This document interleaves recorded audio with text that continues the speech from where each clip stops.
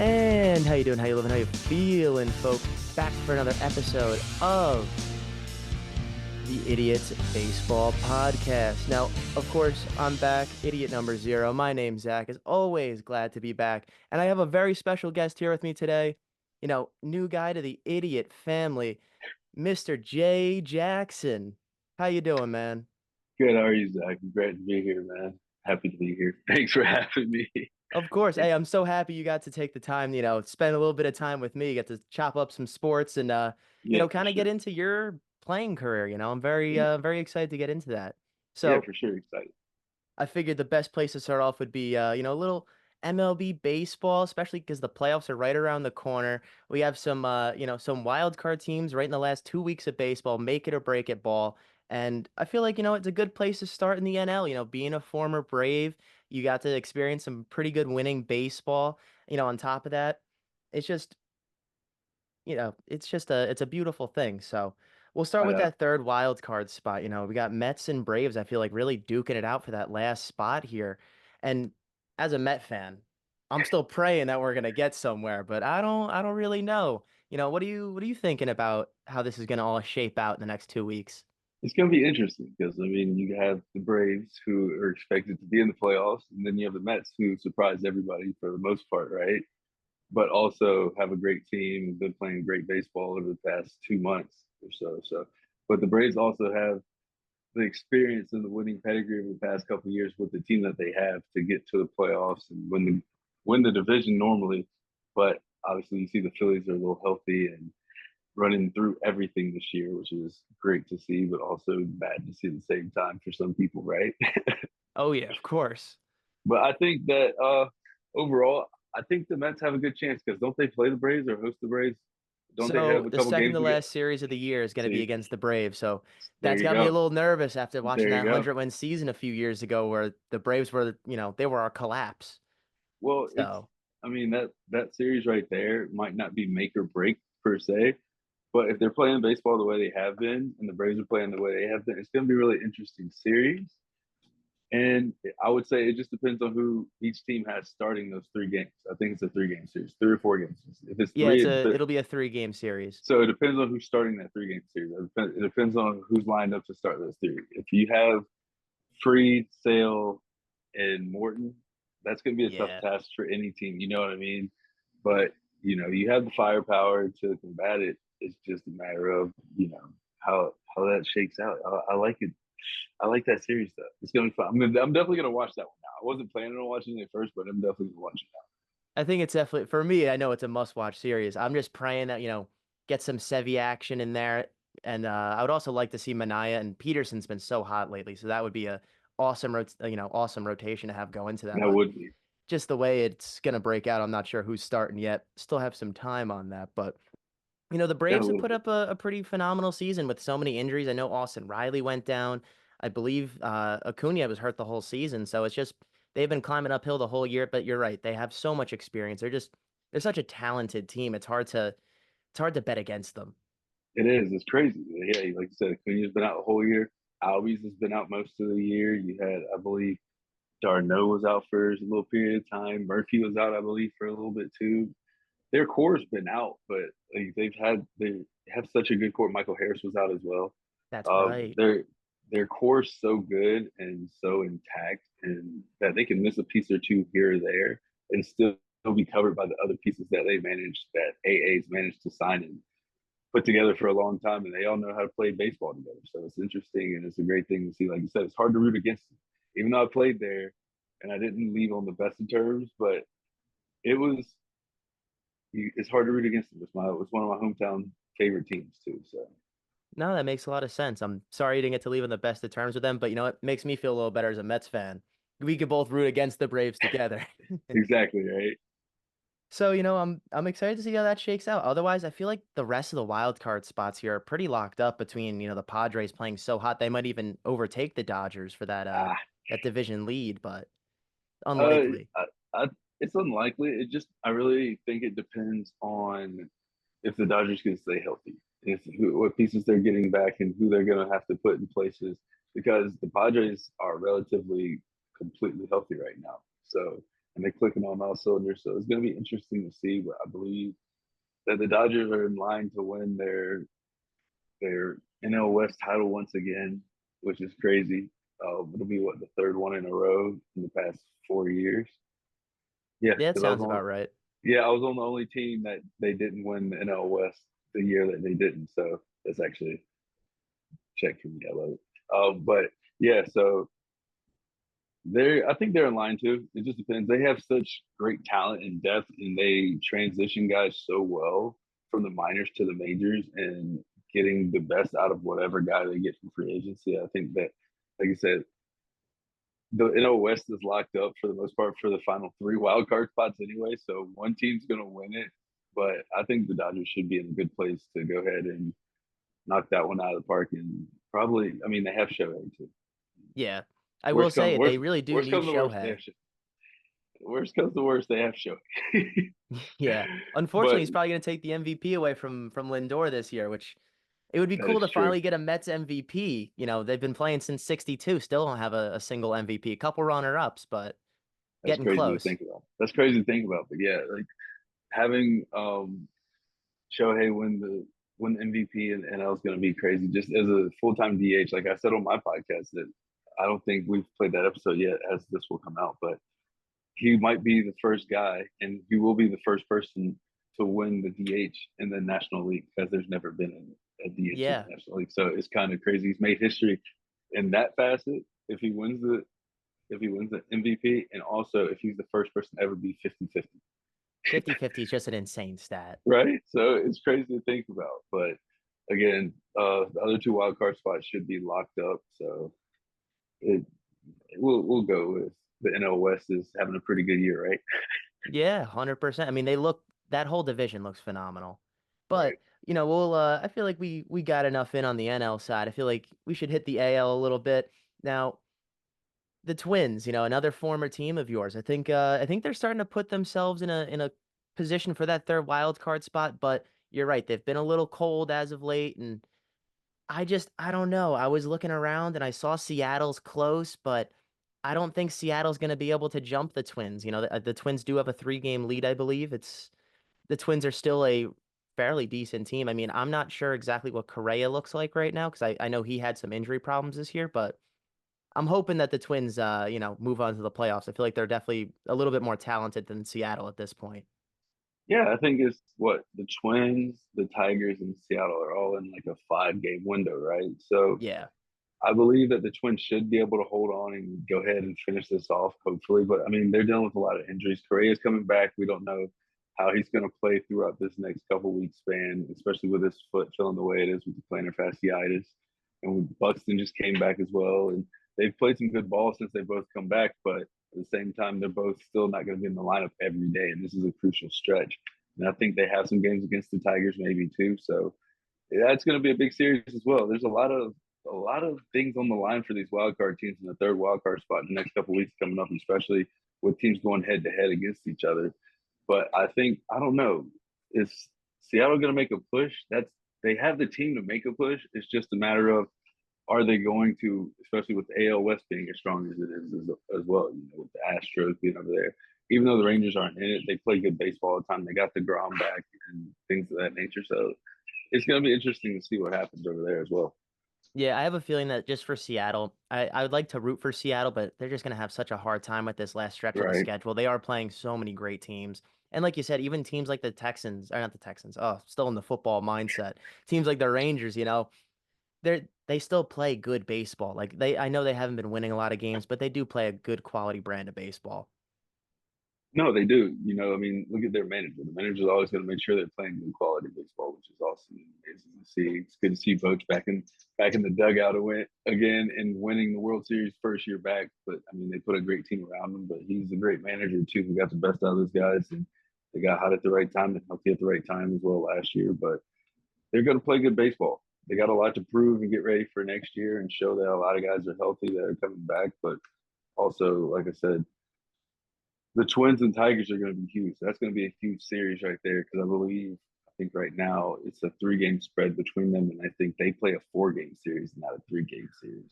That's So actually huge. Right. So it's gonna be interesting to see. I wish I could say that I was still out there with the boys in the fight to go do it, but being on the mend and rehabbing right now is just as well. So I can't wait to get back out there when I get a chance. No, that makes sense, I've had a, I feel like this is a good point to kind of transition to your baseball career. You've had a very interesting career. You've played everywhere, which I thought was Yeah. something really cool. Not a lot of guys get to do that. You've been a part of, from what I could tell, about 14 different major league organizations, which that's freaking awesome. You got to play literally everywhere. And I could only think of like, how many people get that opportunity to be like, oh, I played here, I played there, I played here, I played there. I've had a home everywhere. I've been, Yeah. and you've been one of the few people to have that experience. And I kind of wanted to see, what's that been like for you? It's been fun. Do I wish at times that I would have got to just be like some guys and just settle in one place or one or two places for the career and lock in instead of kind of being like the journeyman guy, like some people call it. Yeah, but just being able to play baseball as long as I have and just being able to help other people enjoy baseball and make an impact that I think I have over my career in as many ways as I have, it's just been a blessing. That's what I've just, I guess that was my calling.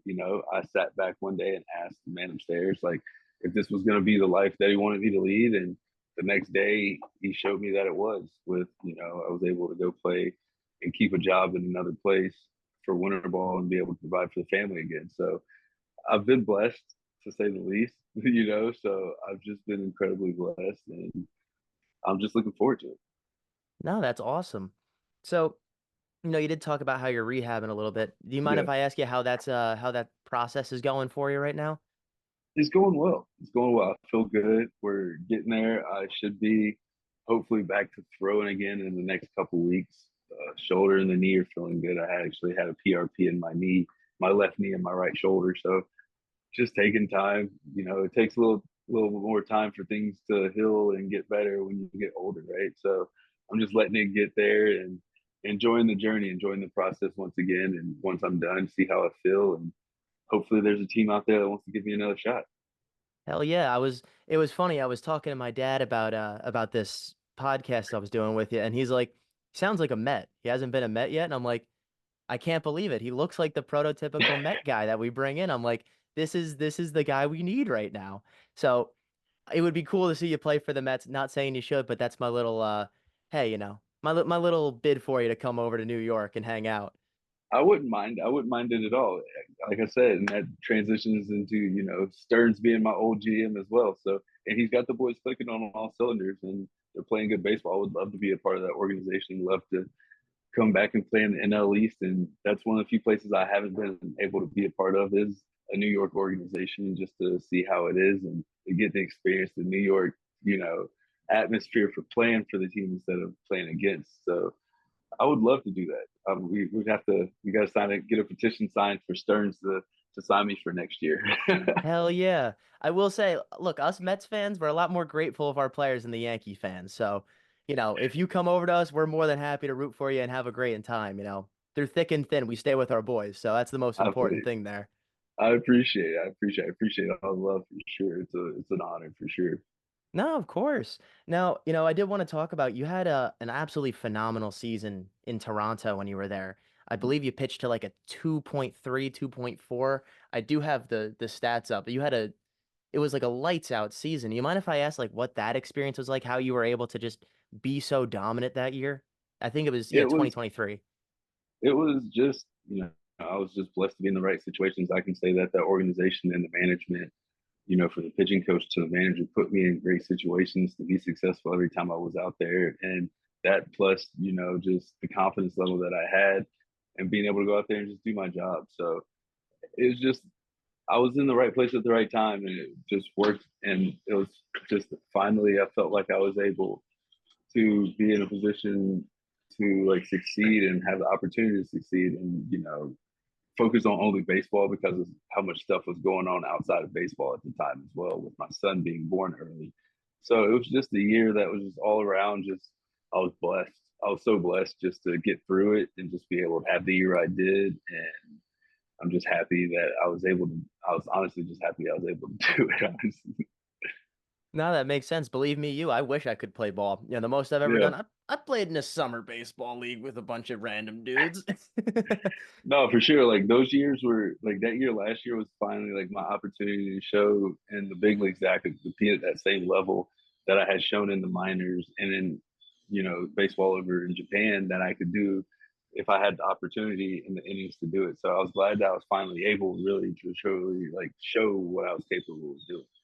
No, that makes a lot of sense. Well, you did bring up Japan. I had to ask. It was probably the coolest part of your whole, baseball career for me, getting a chance to play with the Hiroshima Toyo Carp. I saw you guys were runners up twice, and you were absolutely dominant in your time in Japan. So I had to know, what was that like to be able to, pretty much get to the biggest stage in the Japan League? It was awesome. I'm just torn that I couldn't bring a Japan Series title to that city when I was there, but I enjoyed every moment of it. But those were amazing years. I was, again, blessed to be in situations and have the opportunity to show that, I could be in those situations and, you know, provide assistance to the team in a way that, we could get to the championship. But those championship series were unbelievable because baseball over there is so much fun. Like there's noise going on all the time. The fans are so engaged all the time. You're never hearing any boos either. So it's always just light and upbeat and just having fun. So those were just some of the best times I ever like really had. And I actually got to go in between those years. The year that we didn't go, I actually went to one of the games in the Japan series as a spectator. So that was actually kind of fun to just go and just watch and not have to worry about anything as well. So just because baseball is unbelievable there. No, that's awesome. I mean, that was definitely something I was curious about is how is that culture different from, playing in the States? Because I have a feeling it's just such a smaller country. I feel like you really have to be way more engaged to it in that sense. But, I've never been to Japan. I would love to go, but yeah, like you got to tell me what that cultural difference is like from Japan to America in terms of baseball.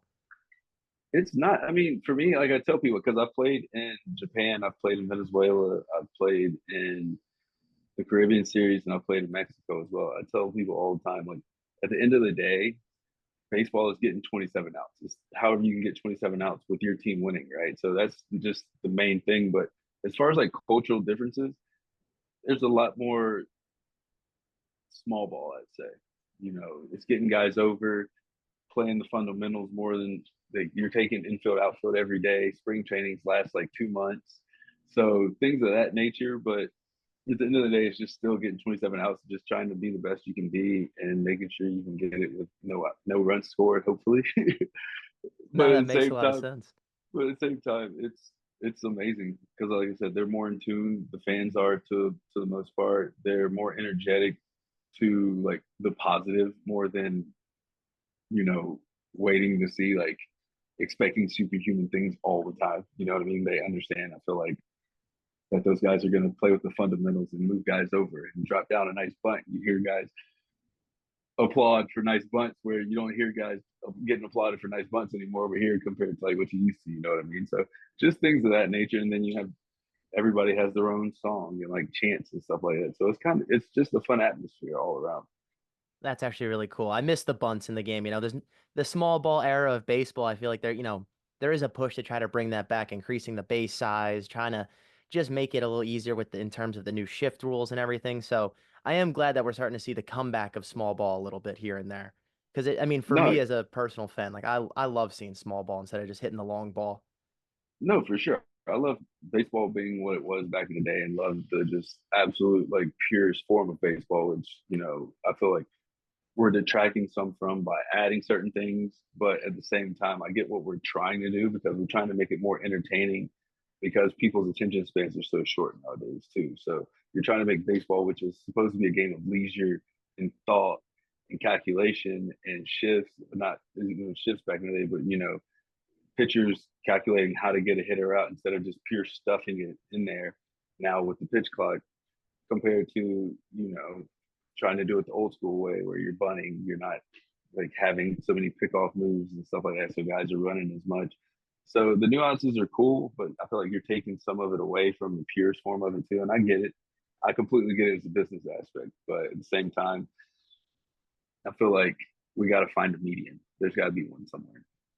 You know what? I like that take because I'll be honest with you, I haven't heard that from anybody before, but I do agree with you. Like, I think it's a little weird that you don't have a lot of time to really make that decision between pickoff or pitch. On top of that, you're limited in your pickoffs, and I see it a lot of like a lot of times. I feel like with the new pitch count system, especially, people are fumbling around with that, and you're trying to figure out what's going on. Then you're just throwing however your hand is, gripping that ball at that point. You're praying it's whatever pitch you planned on throwing at that point.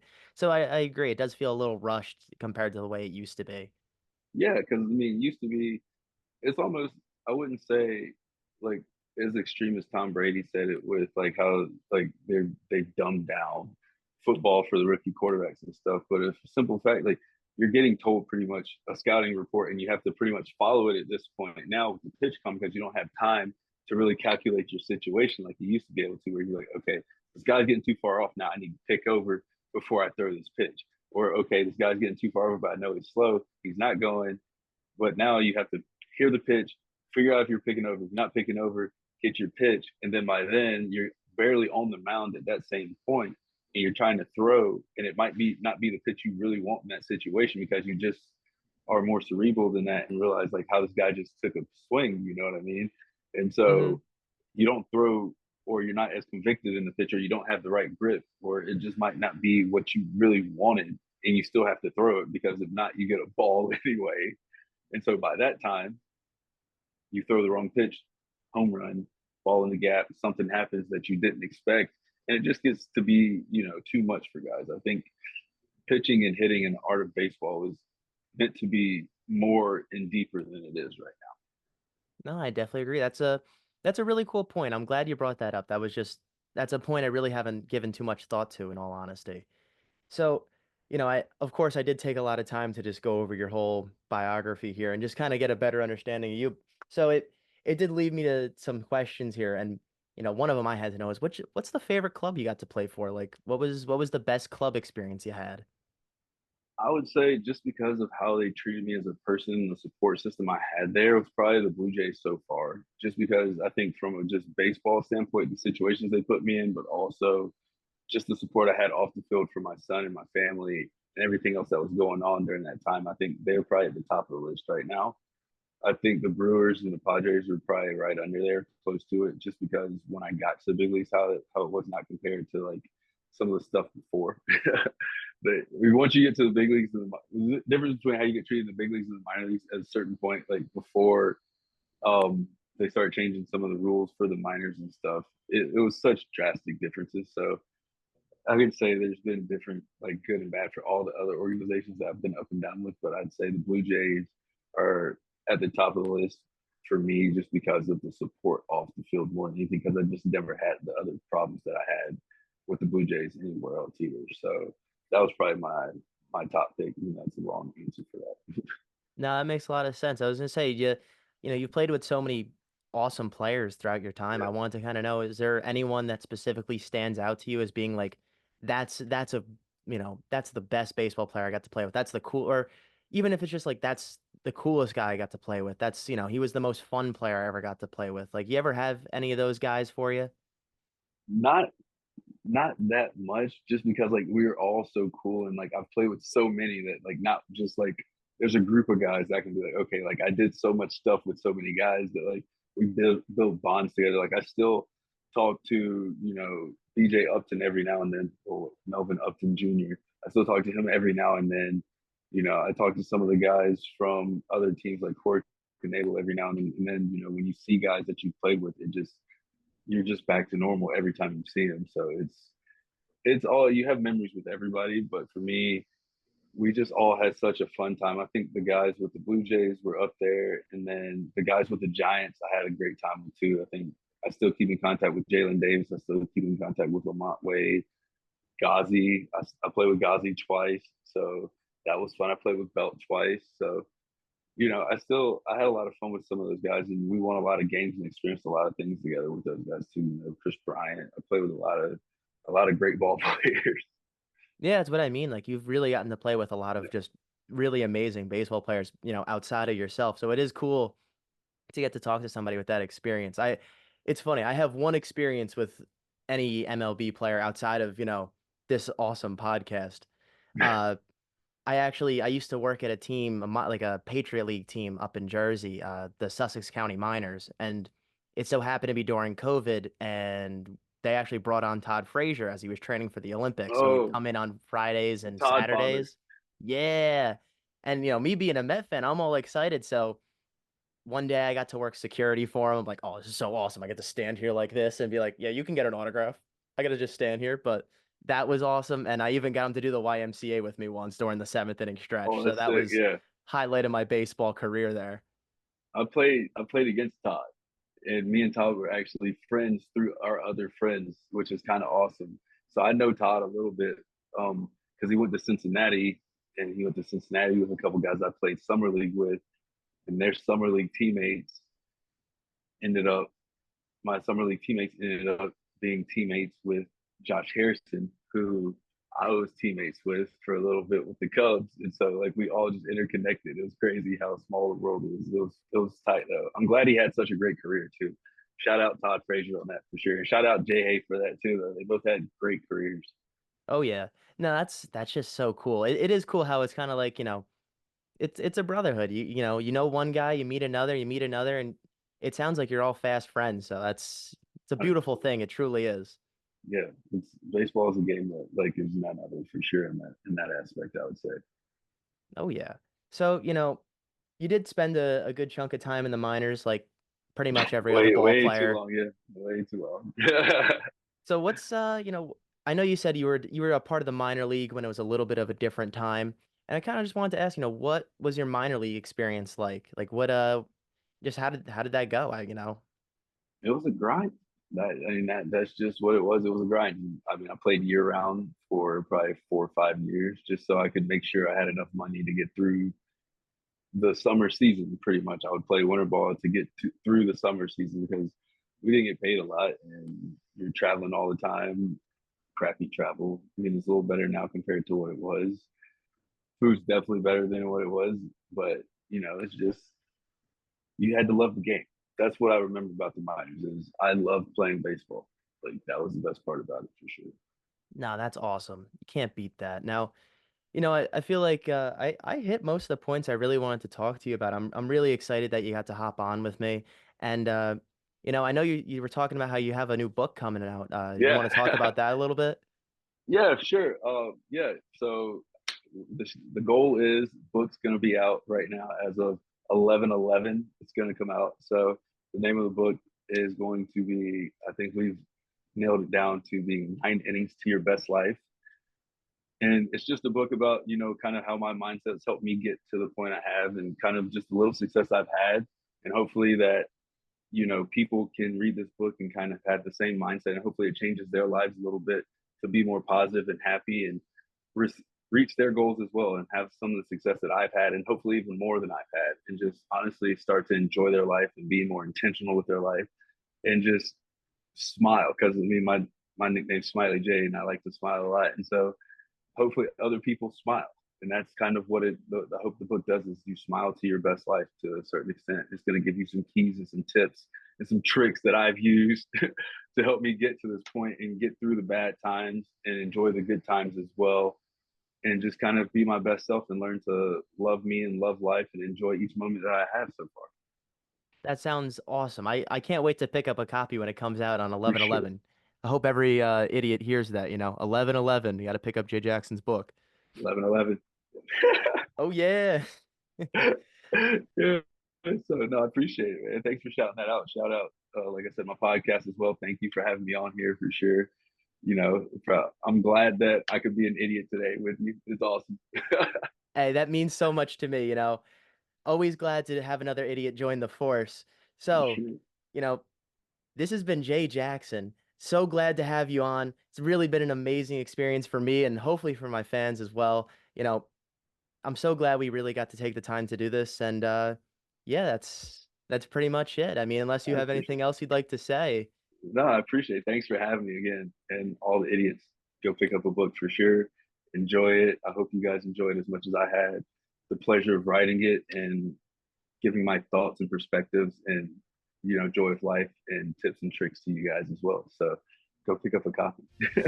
Hell yeah. So you heard it here, folks. I really appreciate you guys taking the time to listen to us, to, just hear us talk baseball, shoot the shit, and enjoy our day. So with that being said, everybody have a phenomenal day and stay idiotic.